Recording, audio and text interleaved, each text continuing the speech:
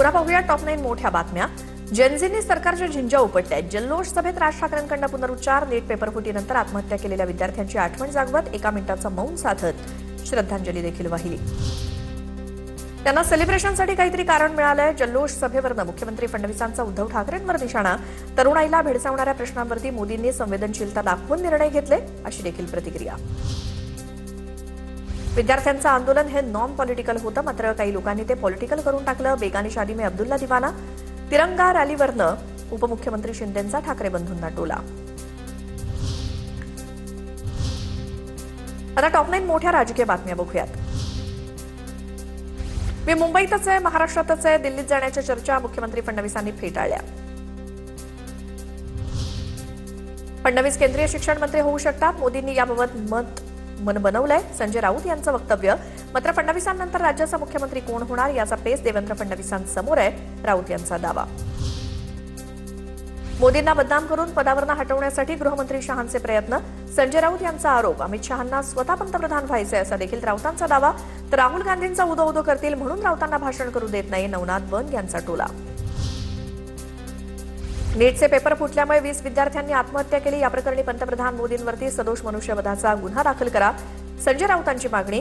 जेनझींपुढे भाजपच्या आयटी सेलला सुद्धा झुकावं लागलं, राऊतांचा हल्लाबोल। मुख्यमंत्री देवेंद्र फडणवीस केंद्रात मंत्री होऊ शकतात, काँग्रेस प्रदेशाध्यक्ष हर्षवर्धन सपकाळ यांचा दावा। अमित शहाच महाराष्ट्राचे खरे मुख्यमंत्री, केंद्रात कोणाला कोणतं मंत्रिपद द्यायचं हे अमित शहा ठरवणार, असं देखील वक्तव्य। पंतप्रधानांच्या निवासस्थानी घातपात घडवण्याचा प्रयत्न होता, राहुल गांधींनी केलेल्या आंदोलनावरून एकनाथ शिंदेंचा गंभीर आरोप। दिल्लीमध्ये राहुल गांधींनी उद्धव ठाकरेंना भेटायला वेळ दिलेला नाही। आधी दिल्लीतले नेते मातोश्रीवरती यायचे, आता ठाकरेंना वेळ दिला नाही। उद्धव ठाकरेंना केजरीवाल यांना भेटायला जावं लागतं, शिंदेंच्या शिवसेनेच्या रामदास कदम यांची टीका।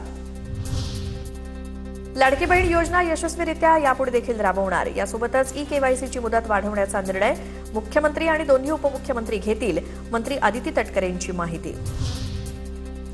मुंबईत उद्या भाजपचा धन्यवाद मोदीजी कार्यक्रम। मंत्री लोढांच्या नेतृत्वात गिरगाव चौपाटीवर कार्यक्रमाचं आयोजन। विरोधकांच्या टीकेला भाजप उत्तर देणार।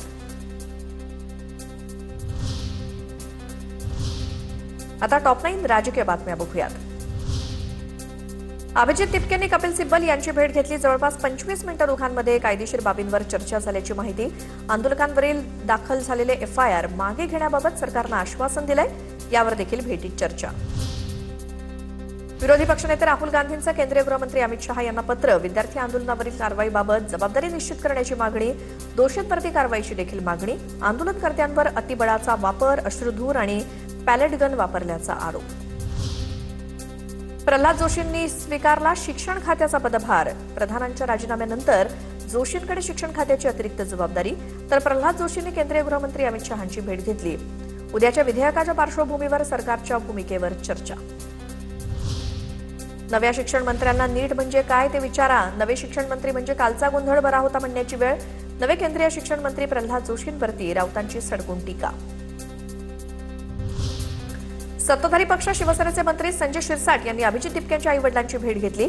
पालकमंत्री म्हणून भेट घेतल्याची माहिती। माझ्या मतदारसंघातील मुलानं क्रांती घडवली, शिरसाटांचं भुवया उंचावणारं वक्तव्य। 10 दिवसात आंदोलक तरुणांवरचे गुन्हे मागे घ्या, आमदार रोहित पवारांची केंद्र सरकारकडे मागणी। आंदोलक विद्यार्थ्यांवरचे गुन्हे मागे न घेतल्यास महागात पडेल, रोहित पवारांचा इशारा। उपमुख्यमंत्री एकनाथ शिंदे उद्या राज्याचे मुख्यमंत्री होणार।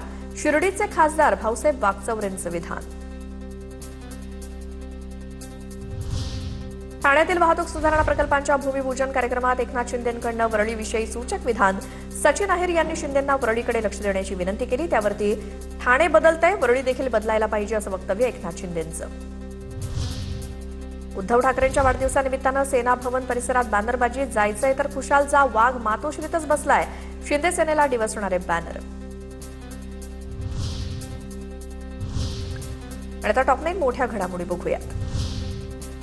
आमदार रोहित पवार यांची उद्या महत्त्वाची पत्रकार परिषद। 22 मार्चला घेण्यात आलेल्या औषध निरीक्षक परीक्षेच्या पेपरफुटीबाबत माहिती देणार आमदार रोहित पवार यांचं ट्विट। तरुणांच्या ऐतिहासिक विजयानंतर अभिजित तिपकेंनी व्हिडिओद्वारे सर्वांचे आभार मानले। विद्यार्थ्यांच्या एकत्र येण्यामुळेच हा विजय शक्य। तरुणांची शक्ती भविष्यात सुद्धा अशीच ठामपणे उभी राहील, अभिजित तिपकेंनी व्यक्त केला विश्वास। केंद्र सरकारनं विद्यार्थ्यांच्या सर्व मागण्या मान्य केल्या, तरुणांसमोर सरकार झुकलं, हा तरुणांचा मोठा विजय. सीजेपीचे प्रवक्ते सौरव दास यांची प्रतिक्रिया. लोकशाहीत एखादी गोष्ट चुकत असल्याचे लक्षात आणून देणं अधिकार. जंतर मंतरवरील आंदोलनावरती मंत्री आदिती तटकरे यांचं वक्तव्य. विद्यार्थ्यांच्या मागण्या सरकार सकारात्मक पद्धतीनं सोडवेल, आदिती तटकरेंची प्रतिक्रिया. मनसे नेते संदीप देशपांडे यांच्या टी शर्टवरील मोदींवरील टीकेच्या मजकुराची चर्चा. मोदी हे हिटलर की झुटलर असे अनेक प्रश्न टी शर्टवरती उपस्थित केले.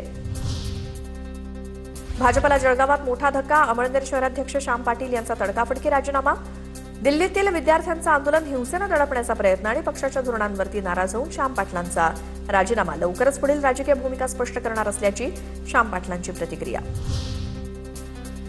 मराठा आरक्षणाचे बरेच प्रश्न मार्गी लागले, त्यामुळे त्याची आता तीव्रता फारशी नाही. मराठा आरक्षणावरती राधाकृष्ण विखेंची प्रतिक्रिया. सातारा आणि कोल्हापूर गॅझेटबाबत सरकार गंभीर, विखे पाटलांची प्रतिक्रिया. पुणे जिल्ह्यातील 61,000 शेतकऱ्यांना कर्जमुक्ती योजनेचा लाभ मिळणार. अद्यापही जिल्ह्यामध्ये 46,000 शेतकऱ्यांची यादी लवकरच प्रसिद्ध करण्यात येणार, सहकार विभागाची माहिती. नीट परीक्षेच्या निकालानंतर परळीतील एक विद्यार्थी घरातून बेपत्ता. अपेक्षेपेक्षा कमी गुण मिळाल्यामुळे विद्यार्थी नाराज होता, कुटुंबियांचा आरोप. परळी पोलीस ठाण्यामध्ये मुलगा बेपत्ता असल्याची तक्रार. आदित्य राठोड असं घरातून निघून गेलेल्या बेपत्ता मुलाचं नाव. आता टॉप 9 मोठ्या बातम्या बघूयात. मुंबईच्या वांद्रे परिसरातील रंगशारदा हॉटेल ईडीकडनं जप्त केलेल्या हॉटेलची किंमत 332 कोटी रुपये असल्याची माहिती. म्हाडानं सांस्कृतिक उपक्रमांसाठी सवलतीच्या दरात दिलेल्या जमिनीचा व्यावसायिक वापर झाल्याचा आरोप. जितेंद्र आव्हाडांकडनं राष्ट्रीय हिंदू वीर सेनेच्या अध्यक्षांचा व्हिडिओ पोस्ट. आंदोलनावरनं परतणाऱ्या विद्यार्थ्यांना सत्यम पंडितकडनं मारहाण. आव्हाडांचा दावा. विद्यार्थ्यांना मारहाणीसह शिवीगाळ केल्याचा आव्हाडांचा दावा. अकोल्यामध्ये पोलीस कर्मचाऱ्याच्या अत्याचारानंतर पीडित अल्पवयीन मुलीचा उपचारादरम्यान मृत्यू. पीडितेच्या मृत्यूनंतर ग्रामस्थांचा संताप. आरोपी पोलिसाच्या अटकेसाठी कुटुंबियांचा रास्तारोको. खासदार बळवंत वानखेडेंकडनं टेटंबामधील आश्रमशाळेची झाडाझडती. आश्रमशाळेतील विद्यार्थ्यांना अन्नातनं विषबाधा झाल्याची माहिती. आश्रमशाळेच्या मुख्याध्यापकांना खासदार बळवंत वानखेडेंनी झापलं. सांगलीमध्ये शिक्षकांच्या सभेत पुन्हा राडा. सोसायटीच्या 93व्या वार्षिक सभेमध्ये गोंधळ आणि धक्काबुक्की. सत्ताधाऱ्यांच्या गैरकारभारावरनं विरोधक आक्रमक झाले, तर विरोधकांनी माईक फेकून सभा उधळण्याचा प्रयत्न केल्याचा आरोप सत्ताधाऱ्यांनी केला. अखेर विरोधकांच्या गदारोळातच सभा घाईघाईनं उरकली. अनुसूचित जाती आरक्षणातील उपवर्गीकरणाविरोधात आरपीआय आठवले गटाकडनं निदर्शनं. आरपीआय आठवले गटाचे प्रदेशाध्यक्ष राजाभाऊ सरवदेंच्या नेतृत्वात निदर्शनं.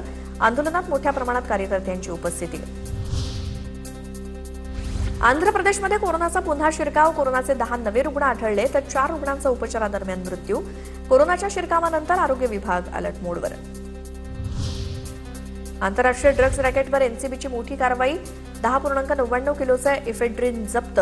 चेन्नईतून एकाला अटक. एस हमीद नावाच्या मुख्य ड्रग तस्कराला अटक. राष्ट्रकुल क्रीडा स्पर्धेत भारताला दुसरं पदक. वेटलिफ्टर मीराबाई चानूची सुवर्ण पदकांची हॅट्रिक. वेटलिफ्टर ऋषिकांत सिंहनं रौप्य पदक जिंकलं. 2026च्या राष्ट्रकुल क्रीडा स्पर्धेतील भारताचं हे पहिलंच सुवर्ण पदक ठरलंय.